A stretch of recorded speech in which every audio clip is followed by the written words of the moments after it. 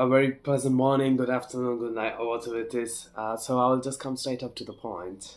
I just wanted to make a quick video on how I secured the first job, how I ended up in London. So about the vlogging, I always had a passion for making videos. You know, even from my childhood, wherever I go, I take a camera, record myself and my surroundings, and I see the video of myself, and then like I later I'll feel like, oh, it's so fucking cringe, and then I'll just delete it. So coming up today, I really wanted to make a good video on how I got my first job and how my 1 year of London life is going on, right? So I came here in January 2024 for my master's in pharmaceutical sciences, and I finished it this January and passed out with distinction here. So let me be clear. So in London, the first thing you need is a job to survive, not to earn more money, not to be rich, not to be classy. It's the basic thing, the basic needs that you have to pay the bills, that you have to pay the rents, for the transport. Transport is very expensive in London, so the first job, the first time, sorry, when I landed in London, for the first 2 months, I had no jobs because in London, not I don't know whether it's only in London or is it in all the places, but most of the places, I believe, in winter people don't like to come out. So most of the business that they are working on, like in outside, they can't run the business because they won't be having any customers and they have to pay the employees for nothing. So it will be very hard for you to find a job in the winter, but as in summer, there will be plenty of opportunities. So I came here in the January. For the first 2 months, I was left without any job. Like I had no job. I kept on applying. I didn't stop, but I did overcome some struggles with my CV. So I had experience as a pharmacist back in India, but when I came here, that experience doesn't matter if I wanted to go inside hospitality.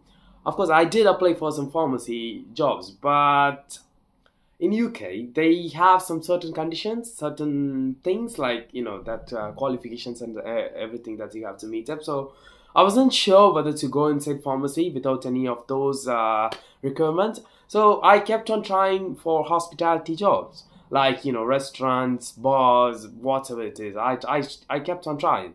Eventually, on the March, I secured my first job. I cracked on the interview. So when I get that job, I got like three jobs along with it. For three interview. I'm a three interview. Yeah.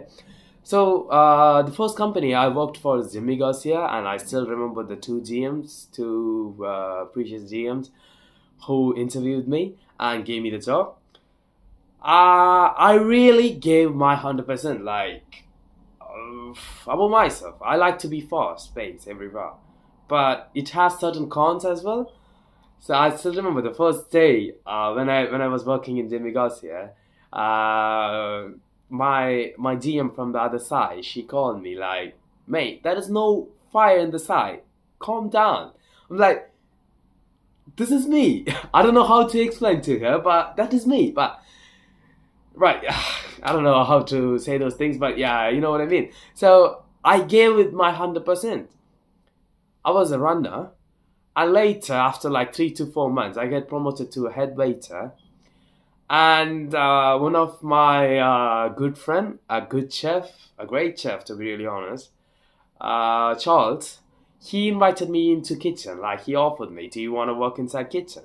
I said yes, because you are in a completely different field, right?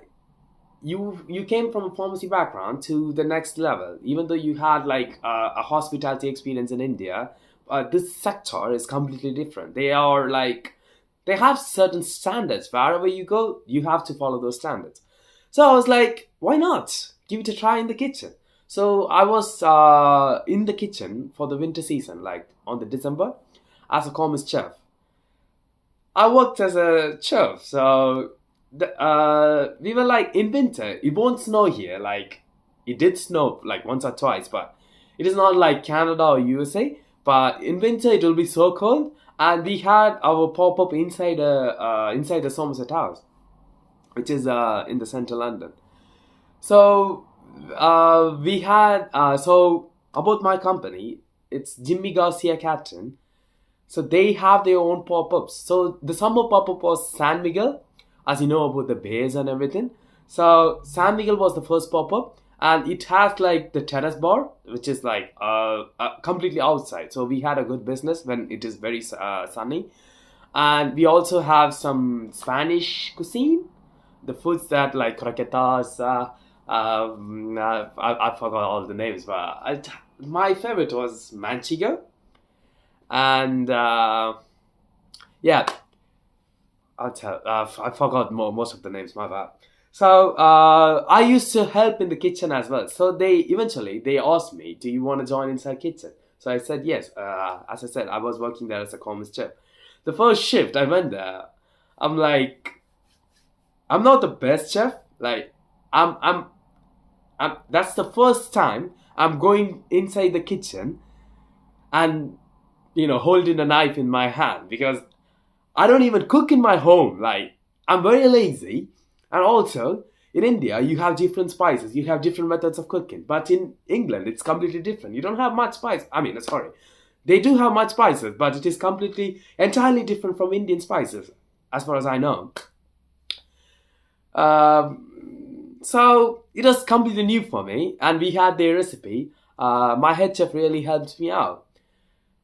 It was really nice place working there, but it really took me. The whole season was for like 1 month. I was a part timer. I was only able to work for like 20 hours.